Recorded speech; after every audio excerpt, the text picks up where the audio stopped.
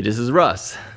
The last video we did, I told you about some guy who said that my bike was illegal. I think he said something like, those vehicles are illegal, something like that. And I knew that the minute I would put that down as a title and also a thumbnail, yeah, we're going to get a lot more people looking at that video. I always said that any type of I don't know, drama that goes on the videos, yeah, everyone starts taking a look at it. Yeah, I think we hit like 3,500 views in one day. Typically, most of the Russ is Right videos lately have been between, say, 1,000 to 1,500 views in a day. So 3,500, yeah, it's almost like 3 times as many people took a look at that thing. Hold on for a second. Yeah, I'm still drinking water. I'm not coughing anymore, but my throat still dries out. And I mentioned to you guys too that I've been drinking. I've been really thirsty, and then going to the washroom like every hour or so. I'm drinking like one of these every 45 minutes to an hour. So if you think about how many cups of water, I mean, this is not a typical cup. This thing's pretty big. Yeah, one of these every hour. This is probably why I keep going to the washroom. Now, of course, people mention, yeah, you got to check it out to see if it's diabetes. Oh, okay, yeah, I will be checking that out, but not yet. But ultimately, I think a lot of it is because I just drink so much of this. If I wasn't drinking so much of this, it'd be okay. But one of the things they said about diabetes is constant thirst and then going to the washroom a lot. Well, we do have that going on. So it could be, I don't know. Now, the last time I tried to take care of myself, because I mentioned before that, I was diagnosed as pre-diabetic. When I went on that diet, right after I heard that from the doctor last time, and I dropped, I don't know, I think I dropped close to 50 pounds on that thing. He says, yeah, you don't have any issues at all anymore. So I think a lot of it is also weight gain and the like. So I've lost like 9 pounds so far. And I kept thinking, I says, if it's unexplained weight loss, that could be diabetes. And I kept thinking, is it unexplained? Maybe not so much. I think a lot of this stuff is kind of coming up because of situations. I had been eating a little bit less, and not eating certain types of foods as much. So it could be my own doing of losing some weight. It may not necessarily be diabetic, all right? But everything coincides with it. So you kind of look at it and you think, yeah, maybe you're diabetic. Yeah, maybe I am. I don't know, but we'll find out. Yeah, we'll find out. But right now, the coughing is gone. The dryness in the throat still happens, and that's why I keep drinking the water, okay? And when I keep drinking the water, I keep going to the washroom, yeah. So I'll be sipping on water for the next, several videos, I'm sure. All right, so what else is going on? Okay, well, okay, let's just take care of some business first. So, I mentioned that we should probably finish the year at about 17,500. Yeah, we're really close to that. I think we only need like maybe 23 more people, and then we'll hit 17,500. Yeah, my hope was 18,000 people by 18,000 subscribers by the end of the year, but 17,500 would be pretty good, and we're really close to that too. So I'm happy we're there. As far as other things that are going on in terms of the channel, people have been asking me about, are there more bikes coming? Oh, well, yeah, there are going to be more bikes coming, but it won't happen until next year. Even, like I said, even if they offer to me now, I'm not taking them because I really can't. Unless it's one of our existing companies we've worked with before. If they come out with something and they said, it's okay to introduce it now and then do your riding test later, I would take it at that point. But if it's brand new companies that we haven't worked with before, I will probably push them off until 2024. So that's the business end of things. Okay. Oh, one more thing too. Let me take care of this. I had asked a question on the last video about whether I had a radio voice. Some people said it. At least they didn't say you have a face for radio. And that would be worse, wouldn't it?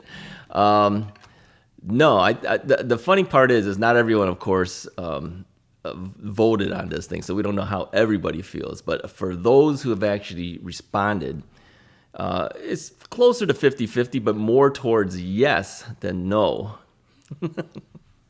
Somebody also did email me, and thank you very much for that, letting me know that the question that I asked, that our news reporters, they all kind of sound the same, and he showed me an article that kind of says, yeah, they do have certain things that they do that it's like training, it's like voice training for it. So for me, this is just how I talk. I think even when I talk to you in person, you'd hear me like this. This is basically how I talk. I don't do anything special or anything like that. But I do remember this once. Okay, when I was out in San Diego, when I first moved out there, I worked for this video production company.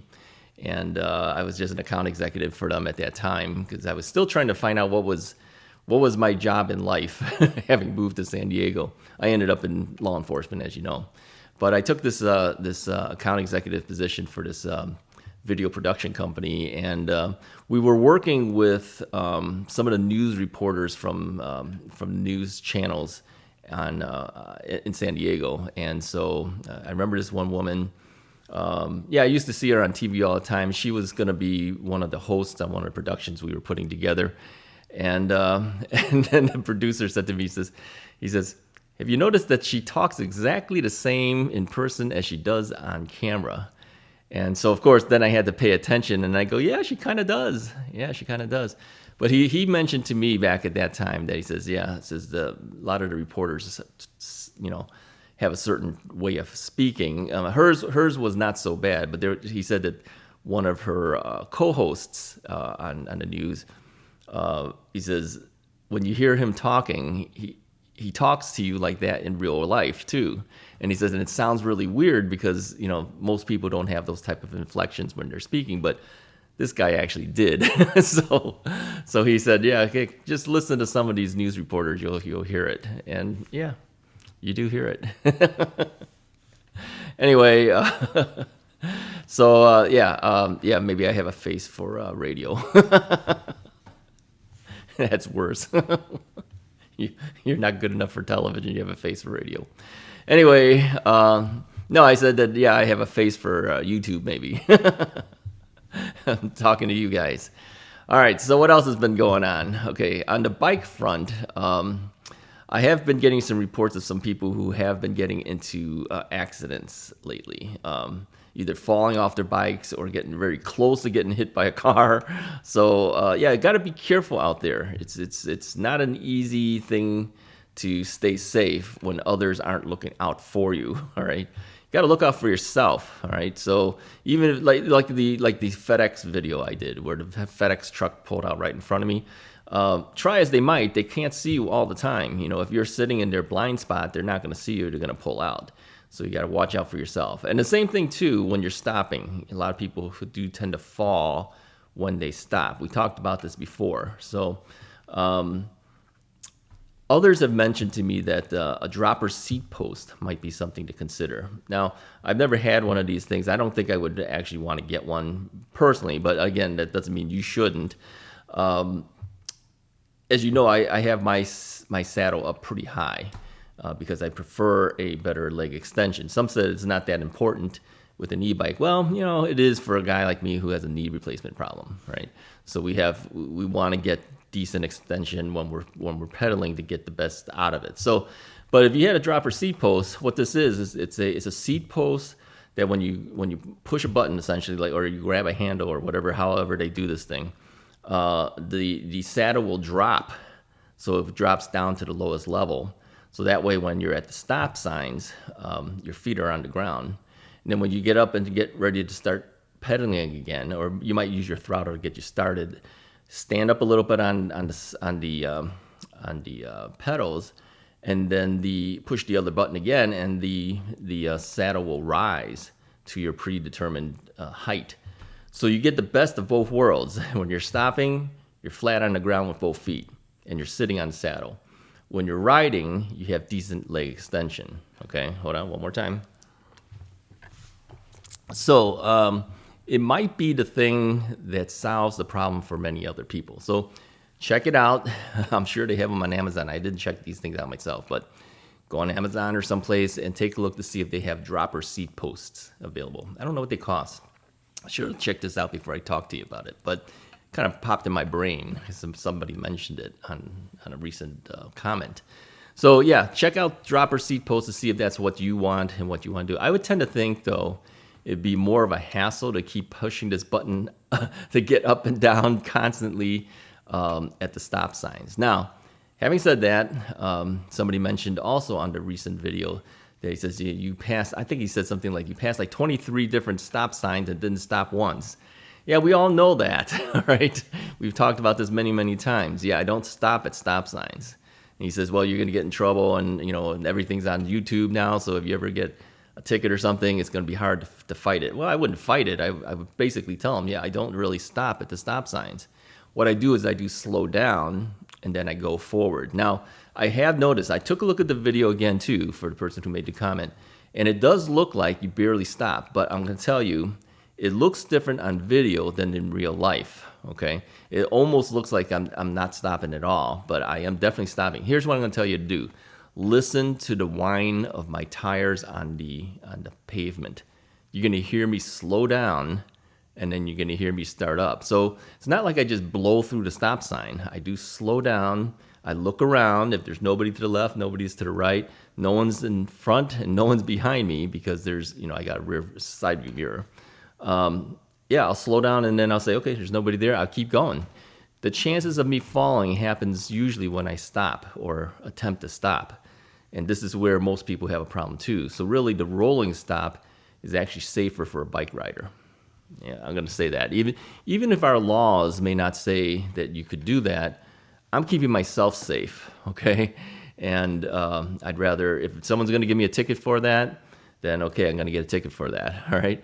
But like I said, I talked to one police officer before, and I told him, this is what I do. Would you ticket me? And he said, no, I wouldn't. Okay, now he was a motorcycle cop. He understands. Okay, now if you have someone else that's not a motorcycle cop and he's just in a patrol car, he may not understand, right? But I take my chances with that. But I think I'd rather take that chance, pay a fine if I have to, than take a fall on my replaced knee. So there you go. Okay. All right, that's about all I really want to say for today. Some basic things to kind of cover, kind of keep us going. So anyway, if you like this video, go ahead and hit the like button, hit the subscribe button too. We will talk to you guys next time.